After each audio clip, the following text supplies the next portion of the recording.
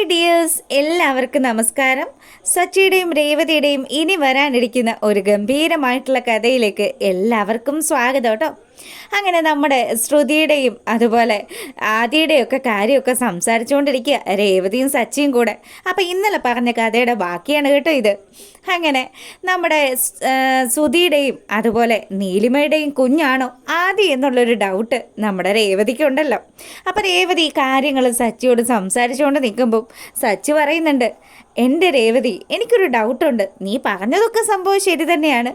എന്നാലും ദേ ആ നീലിമ ആ പോലീസ് സ്റ്റേഷനിൽ വെച്ച് പൈസ മുഴുവനും ശ്രുതിക്ക് ട്രാൻസ്ഫർ ചെയ്തതല്ലേ? അങ്ങനെ അവർക്കിടയിൽ അങ്ങനെയുള്ളൊരു ഇഷ്ടവും അതുപോലെ ഇങ്ങനെയുള്ളൊരു കൊച്ചും കൂടി ഉണ്ടെങ്കിൽ പിന്നെ എന്തിനാ അവരങ്ങനെ കാണിക്കുന്നത്? അവിടെ വെച്ച് ശ്രുതി അറിയാതെ കാര്യങ്ങളൊക്കെ ഡീൽ ചെയ്താൽ പോരായിരുന്നോ? എൻ്റെ സച്ചിയേട്ടാ, അതൊക്കെ അവരുടെ ഒരു അഡ്ജസ്റ്റ്മെൻ്റ് ആണെങ്കിലോ നമുക്കറിയില്ലല്ലോ. എന്തായാലും ആ ആദി എന്ന് പറയുന്ന കുട്ടിക്ക് നമ്മുടെ ഈ വീടുമായിട്ട് എന്തോ കണക്ഷൻ ഉണ്ടെന്ന് അവനെ കണ്ട നാൾ മുതൽ എനിക്ക് തോന്നിയതാ.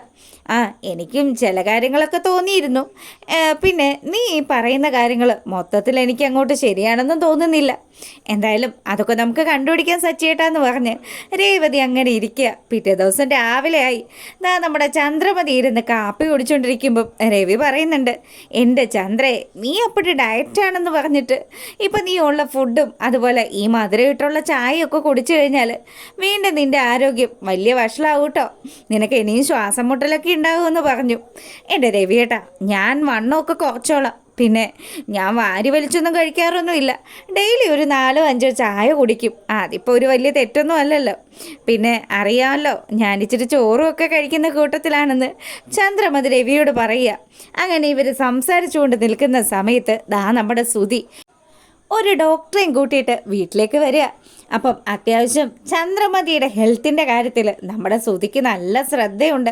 അതുകൊണ്ട് തന്നെ അവൻ വന്നിട്ട് പറഞ്ഞു, അമ്മേതേ, ഈ ഡോക്ടർ നിർദ്ദേശിക്കുന്ന ആ ഒരു ഫുഡും ആ ഒരു മെനു ഒക്കെ അമ്മ ഫോളോ ചെയ്ത് പോവുകയാണെങ്കിൽ അമ്മയ്ക്ക് ഒരു മാസത്തിനുള്ളിൽ തന്നെ നല്ല സൂപ്പറായിട്ട് ഈ വണ്ണമൊക്കെ അങ്ങ് കുറക്കാൻ പറ്റും. അപ്പോൾ ഡോക്ടർ വന്നതും, ആണോ ഡോക്ടറെ, ഇവൻ പറഞ്ഞതൊക്കെ ശരിക്കും നടക്കുമോ? പിന്നല്ലാതെ നടക്കാതെ എവിടെ പോവാനാ? എന്തായാലും ഞാനൊരു മെനു അങ്ങ് തരാം. ആ മെനു അനുസരിച്ച് അമ്മ ഇനിയുള്ള കാര്യങ്ങളൊക്കെ ചെയ്യണം. പിന്നെ ഇത് 7 ദിവസത്തേക്ക് അമ്മയ്ക്ക് കഴിക്കാനുള്ള ഫുഡാ. അല്ല, അതിന് ഞാനിപ്പോൾ കൺസൾട്ട് ചെയ്യുന്നതല്ലേ ഉള്ളൂ. അതിന് മുന്നേ തന്നെ മോൾ ഈ ഫുഡൊക്കെ ആയിട്ടാണോ വന്നിരിക്കുന്നത്? അതെ അമ്മേ, എൻ്റെ ക്ലൈൻ്റാണല്ലോ ശ്രുതി.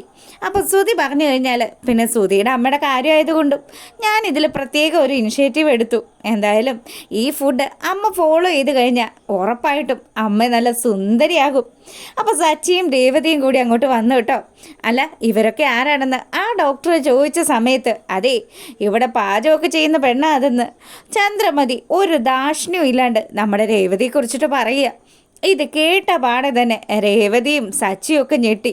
അപ്പോൾ സച്ചി പറയുന്നുണ്ട്, അതെ, ഇതിവിടുത്തെ വേലക്കാരിയൊന്നും അല്ല, ഇവരുടെ മരുമകളാണ്. അതെ, 2ാമത്തെ മരുമകൾ. അല്ല, ശ്രുതിയുടെ വൈഫ് ഏതാണെന്ന് ഡോക്ടർ ചോദിച്ചു. വരുന്നത് എൻ്റെ വൈഫ്. ഇതെൻ്റെ അനിയൻ ശ്രീകാന്തും അവൻ്റെ വൈഫും ആണെന്ന് പറഞ്ഞ് അവരെയും അതുപോലെ ഇത് ഞങ്ങളുടെ അച്ഛനാണെന്ന് പറഞ്ഞ് പുള്ളിക്കാരനെയും ആ ഡോക്ടറിന് മുന്നിൽ നമ്മുടെ ശ്രുതി പരിചയപ്പെടുത്തി കൊടുക്കുക. ചന്ദ്രയാണെങ്കിൽ ഭയങ്കര സന്തോഷത്തിലാണ്. എൻ്റെ മോൻ ശ്രുതി എനിക്ക് വേണ്ടി എന്തൊക്കെ കാര്യങ്ങളാണ് ചെയ്യുന്നത്. അല്ല, ഇതിനൊക്കെ കൂടി എത്ര രൂപയാകും? ഇത് ഒരാഴ്ച കഴിക്കാനുള്ള ഫുഡുണ്ട് കേട്ടോ ശ്രുതി. ഇതിന് 3800 രൂപയാവും. 3800? ഇത് കേട്ട് കഴിഞ്ഞപ്പോൾ തന്നെ നമ്മുടെ ശ്രുതി ഒന്ന് ഞെട്ടി. ശ്രുതിയാണെങ്കിൽ ശ്രുതിയെ തുറച്ച് നോക്കുന്നുണ്ട്. കഷ്ടപ്പെട്ട് പണിയെടുത്ത് ഇപ്പോൾ രക്ഷപ്പെട്ട് വരുന്നതേ ഉള്ളൂ. അതിൻ്റെ ഇടയ്ക്കാണ് ശ്രുതിയുടെ ഈ വേണ്ടാത്ത ഒരു പരിപാടികൾ. അങ്ങനെ അവൾ കണ്ണുരുട്ടി കാണിക്കുമ്പം ശ്രുതിയാണെങ്കിലോ ഇതിപ്പം വേണ്ടായിരുന്നു എന്നുള്ള രീതിയിൽ അങ്ങനെ ആലോചിച്ച് നിൽക്കുമ്പം ഡോക്ടർ പറഞ്ഞു, അതെ അമ്മേ, ഇത് ഞാൻ വാങ്ങിക്കൊണ്ടുവന്ന സാധനങ്ങളുടെ തുക മാത്രമേ ആയിട്ടുള്ളൂ. പിന്നെ ഒരാഴ്ച ഞാൻ ഈ കാര്യങ്ങളൊക്കെ ചെക്ക് ചെയ്യുന്നതിന് എനിക്ക് 4200 കൂടെ വേറെ തരണം. അത് കൊള്ളാലോ. പരിശോധിക്കാതെ തന്നെ ഇപ്പോൾ എത്ര രൂപയാകുന്നത്? അതും ഒരാഴ്ചത്തേക്ക് ഇത്രയും തുകയോ? രണ്ടും കൂടെ കൂട്ടി നോക്കുമ്പോൾ 9000 രൂപയോളം വരുമല്ലോ. സച്ചിയാണെങ്കിൽ, അല്ല, നമ്മുടെ വീട്ടിൽ ഒരാഴ്ച ഫുഡ് ഉണ്ടാക്കാൻ വേണ്ടിയിട്ട് പോലും ഇത്രയും പൈസ വേണ്ടല്ലോ. പിന്നെ എന്തിനാ ആവശ്യമില്ലാണ്ട്? ചന്ദ്രേ, നീ ഒരു കാര്യം ചെയ്, നാളെ മുതൽ ഞാൻ നടക്കാൻ ഇറങ്ങുമ്പോൾ നീ എൻ്റെ ഒപ്പം നടന്നു പോരെന്ന് രവി പറയുക. അപ്പം ചന്ദ്രമതി പറയുന്നുണ്ട്, എനിക്കതൊന്നും പറ്റില്ല രവിയേട്ടാ. പിന്നെ അറിയാലോ, ഞാനിങ്ങനെ നല്ല സുന്ദരിയായിട്ടല്ലേ ഇരിക്കുന്നത്. അപ്പം അത് കേട്ടതും ആ ഡോക്ടർ പറഞ്ഞു, അത് ശരിയാ, നല്ല മഹാലക്ഷ്മി പോലുണ്ട്. മഹാലക്ഷ്മിയോ? അമ്മയെ ദൈവങ്ങളുമായിട്ടൊക്കെ ഉപമിക്കുവാണോ എന്ന് വർഷ ഒരു കമൻ്റ് അടിക്കുന്നുണ്ട്.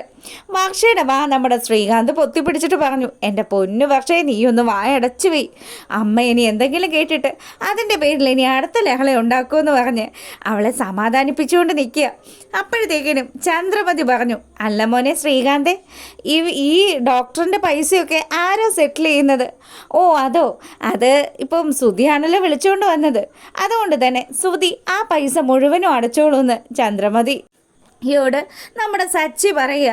അങ്ങനെ അവർ ആ ഡോക്ടർ കാര്യങ്ങളൊക്കെ പറഞ്ഞതിന് ശേഷം രേവതിയുടെ കയ്യിലേക്ക് ആ കവർ എടുത്ത് ചന്ദ്ര കൊടുത്തു. ദേ, ഇന്ന് ഞാൻ ഡാൻസ് ക്ലാസ്സിൽ പോകുന്ന സമയത്ത് ഈ രീതിയിലായിരിക്കണം എനിക്ക് ഫുഡ് ഉണ്ടാക്കിക്കൊണ്ട് വരേണ്ടത്. ഓ ആയിക്കോട്ടെ എന്ന് പറഞ്ഞ് രേവതി അതൊക്കെ വാങ്ങിച്ചു വെച്ചു. അതിനുശേഷമാണെങ്കിൽ നമ്മുടെ ശ്രുതിയും സുധിയും കൂടി പുറത്തേക്ക് പോകാൻ തുടങ്ങുക. അപ്പോഴത്തേക്കിനും രേവതി ഒരു കണക്കങ്ങ് കൂട്ടാൻ തുടങ്ങി. അതെ, മൊത്തം 500 രൂപയോളം ആകും അമ്മയ്ക്ക് ഈ രീതിയിൽ ഫുഡ് ഉണ്ടാക്കി കൊടുക്കണമെങ്കിൽ. എല്ലാ ജോലിയും ഞാൻ തന്നെയാണല്ലോ ചെയ്യുന്നത്. ഇവിടെ മറ്റാരും എന്നെ സഹായിക്കാനും ഇല്ല. ആ ഒരു സ്ഥിതിക്ക് ഞാൻ നിങ്ങൾക്ക് കൂടി ഫുഡ് ഉണ്ടാക്കി തരണമെങ്കിൽ ഇനി മുതൽ എനിക്ക് 500 രൂപ എക്സ്ട്രാ തരണമെന്ന് രേവതി പറഞ്ഞതും സച്ചിയാണെങ്കിലോ, അത് കലക്കി രേവതി, നീ ഇപ്പം പറഞ്ഞത് മര്യാദയാണ്. ഇവനും ഇവൻ്റെ ഭാര്യയും കൈ നനയാതെ മീൻ പിടിക്കാൻ തുടങ്ങിയിട്ട് കുറേ കാലമായില്ലേ. അവൾക്ക് ജോലിയുള്ളതുപോലെ തന്നെ രേവതിക്കും ജോലിയുണ്ട്. അപ്പോൾ രവി പറയുന്നുണ്ട്, അത് ശരിയാ മോനെ, നിനക്കിപ്പോൾ വലിയ ബിസിനസ്സൊക്കെ ഉണ്ടല്ലോ. അപ്പോൾ 500 രൂപ വെച്ച് രേവതി മോൾക്ക് ഡെയിലി കൊടുക്കുന്നതിൽ ഒരു പ്രശ്നവും കാണില്ല. നിങ്ങൾക്ക് ഭക്ഷണം കഴിക്കേണ്ടതല്ലേ എന്ന് പറഞ്ഞപ്പം അത് ഒരു 300 രൂപയ്ക്കാണെങ്കിൽ ഞങ്ങൾ എങ്ങനെയെങ്കിലും അഡ്ജസ്റ്റ് ചെയ്യാമെന്ന് സുധി മറുപടി പറയുക. അതൊന്നും പറഞ്ഞാൽ പറ്റത്തില്ല, 500 രൂപ എനിക്ക് തരണം. എങ്കിൽ മാത്രമേ നിങ്ങൾക്ക് കൂടിയുള്ള ഫുഡ് ഞാൻ പ്രിപ്പയർ ചെയ്യുള്ളൂ. അല്ലേ ശ്രീകാന്തല്ലേ നിൽക്കുന്നത്, ശ്രീകാന്തിനോടൊന്ന് ചോദിച്ചു നോക്ക്, ഒരു ദിവസം ഫുഡ് ഉണ്ടാക്കുന്നതിന് എത്ര രൂപ മേടിക്കുമെന്ന്. ഓ എൻ്റെ ഏട്ടത്തി, ഒരു ഡിഷിനൊക്കെ തന്നെ ഞാൻ 1000-800 രൂപയൊക്കെ മേടിക്കും.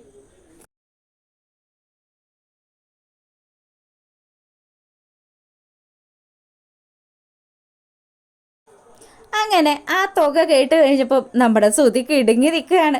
എന്തായാലും പോയിട്ട് വരട്ടെ എന്ന് പറഞ്ഞ് അവൻ അവിടുന്ന് പോയതും പിന്നീട് നമ്മളെ കാണിക്കുന്നത് നമ്മുടെ ചന്ദ്രമതിയുടെ ഡാൻസ് സ്കൂളിൽ പുതിയതായിട്ടൊരു സ്റ്റുഡൻറ്റ്, അതായത് ചന്ദ്രയുടെ അതേ ഏജുള്ള ഒരു ലേഡി വന്ന് ചേരുന്നതാണ്. അപ്പം അവർക്ക് സ്റ്റെപ്പൊക്കെ കാണിച്ചു കൊടുത്തിട്ട് അവരെല്ലാവരും കൂടി സംസാരിച്ചു കൊണ്ടിരിക്കുന്ന സമയത്താണ് നമ്മുടെ രേവതി അങ്ങോട്ട് വരുന്നത്. അപ്പം രേവതിയെ കണ്ടതും ഈ ലേഡിയാണെങ്കിൽ അവിടെ നിന്ന് എഴുന്നേറ്റും. രേവതിയുമായിട്ട് എന്തൊക്കെയോ ചില പരിചയങ്ങളുള്ളതുപോലെ തന്നെ ആ ലേഡി നമ്മുടെ രേവതിയോട് പറഞ്ഞു, അല്ല ഇതാരാ ഇത് ഈ വന്നിരിക്കുന്നത്? അല്ല നിങ്ങൾ തമ്മിൽ അറിയുമെന്ന് ചന്ദ്രമതി ആ പുള്ളിക്കാരിയോട് ചോദിക്കുക. പിന്നെ ഞാൻ അറിയുമല്ലോ, എനിക്കും പൂക്കച്ചവടം തന്നെയാണ്, എനിക്കും വലിയൊരു ഇവൻറ്റ് മാനേജ്മെൻറ്റ് ഗ്രൂപ്പൊക്കെ ഉണ്ട്. അതുകൊണ്ട് ഇങ്ങനെയുള്ള ചില ആൾക്കാരെയൊക്കെ ഞാൻ നോക്കി വെച്ചിരിക്കുകയാണ്. അല്ല നിങ്ങളെന്താ പറഞ്ഞു വരുന്നതെന്ന് രേവതി ചോദിച്ചു.